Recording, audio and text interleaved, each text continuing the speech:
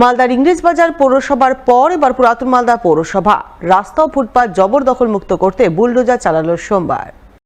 এদিন পুরাতন মালদা পৌরসভার তরফে এমনই উচ্ছেদ অভিযানের ছবি নজরে এলো পুরাতন মালদার সদরঘাট এলাকায়। উচ্ছেদ অভিযানের নেতৃত্ব দিলেন খোদ পৌরসভার চেয়ারম্যান কার্তিক ঘোষ। তিনি নিজে দাঁড়িয়ে থেকে বুলডোজার চালককে নির্দেশ দিয়ে রাস্তা ও ফুটপাত জবরদখল করে গড়ে ওঠা দোকানপাট অস্থায়ী ছাউনি গুড়িয়ে দেন।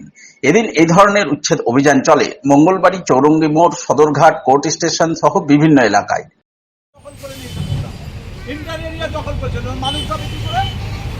মানুষ যাবে কি করে এই ভাঙা জেসিবিটা কই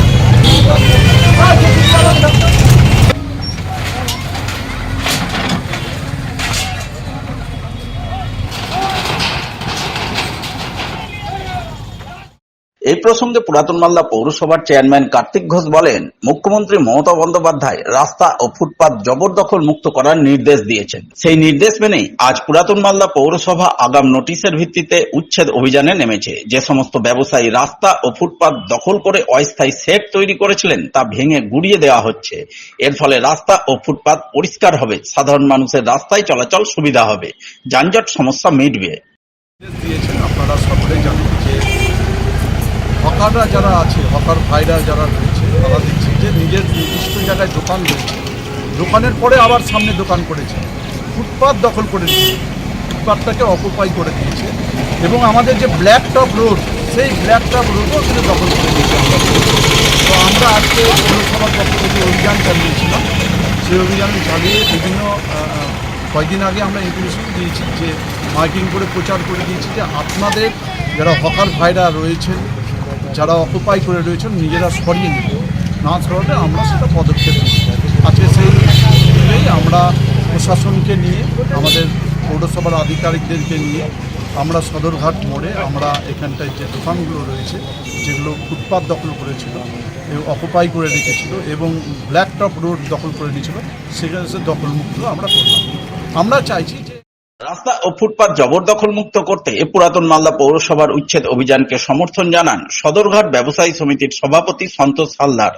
একই সাথে তিনি পুরাতন মালদা পৌরসভার কাছে সদরঘাটে স্থায়ী বাজার তৈরি করে দেওয়ার আবেদন জানান। পুরাতন মালদা পৌরসভার উদ্যোগে মাননীয় চেয়ারম্যান কার্তিক ঘোষ মহাশয় আমাদের একটা উচ্ছেদ অভিযান করছে, যেটা ফুটপাত উচ্ছেদ। ফুটপাত উচ্ছেদ আমাদের যে করছেন ভালোই করেছেন, যেহেতু মমতা বন্দ্যোপাধ্যায় এবং অন্যান্য জায়গায় যেভাবে পূর্ণ উচ্ছেদ করেছে, তার পরিপ্রেক্ষিতে আমাদের সহানুভূতি দেখিয়েছে এবং আমাদের শুধু বারান্দাটা পেয়েছে এবং দোকানগুলো ঠিক আছে। আমরা চাই এটাতে কী হচ্ছে বলতে, আমাদের একটা মানে এই যে আবর্জনা মুক্ত হতে আমাদের দুর্ঘটনা থেকে আমরা মুক্তি পাবো, লোকজনের চলাচলটা সুবিধা হবে। এটা আমাদের চেয়ারম্যান সাহেবের কাছে আমার অনুরোধ এবং সমস্ত দোকানদারের অনুরোধ যে একটা আমাদের মার্কেটটা করে দিলে খুবই উপকার। ভোট পর্ব মিটেছে সেই কবে, কিন্তু এখনো কেন্দ্রীয় বাহিনী থাকার কারণে বন্ধ রয়েছে শিক্ষা প্রতিষ্ঠান। সোমবার এরই প্রতিবাদে আন্দোলনে নামলেন মালদা রতুয়া হাই মাদ্রাসার পড়ুয়া সহ অভিভাবকরা। স্থানীয়দের নিয়ে তারা পথ অবরোধ করে বিক্ষোভ দেখালেন হাই মাদ্রাসার সামনে। অবরোধকারীরা শিক্ষা প্রতিষ্ঠান থেকে অবিলম্বে কেন্দ্রীয় বাহিনী অন্যত্র সরানোর দাবিতে বিক্ষোভ দেখান।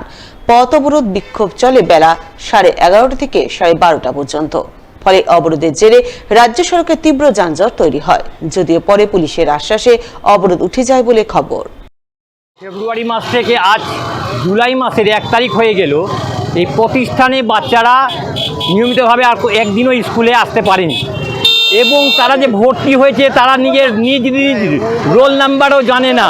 তারা যে পঠন পাঠনে যে 6 মাস অতিক্রম হয়ে গেল, অথচ রোল নাম্বার পর্যন্ত বাচ্চারা জানে না এবং কি করে পঠন পাঠন হবে। এখান থেকে বিএসএফরা এবং আর্মিরা অনির্দিষ্টকালের জন্য রয়েছেন।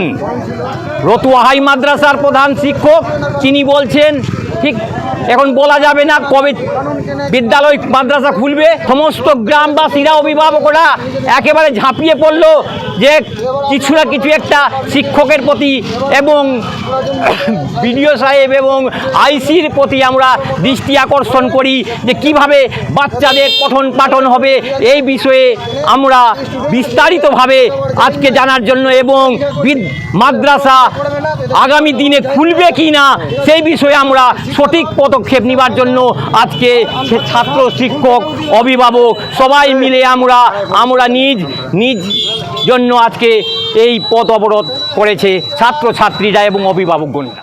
আমাদের স্কুল মাদ্রাসা স্কুল আজ 6 মাস থেকে বন্ধ আছে, তাই জন্য আজকে আমরা পথ অবরোধ, বাচ্চাদের পড়াশোনা নষ্ট হচ্ছে, স্টুডেন্টরাও আছে আমাদের সঙ্গে, আমরা লোকাল হয়ে মানে আমরা সমাজের হয়ে আমরা সবাই আন্দোলনটা করছি, নেমেছি বাধ্যতামূলক। এখন আইসি সাহেব 3 দিনের সময় নিয়েছেন, মানে ফোর্সগুলোকে নিয়ে যাবেন অন্য জায়গায়, কিন্তু আইসি সাহেবকে বললাম আপনাদেরকে জানিয়েছে হেডমাস্টার, কিন্তু হেডমাস্টার উনি বলছেন না আমাকে জানানো হয়নি। আর প্রায় ভোটের আগে থেকে দাঁড়িয়ে পঞ্চায়েত ভোটেও বন্ধ ছিল 2-3 মাস, এখনও 3-4 মাস চলছে, মানে 6 মাসের মতন চলছে বন্ধ।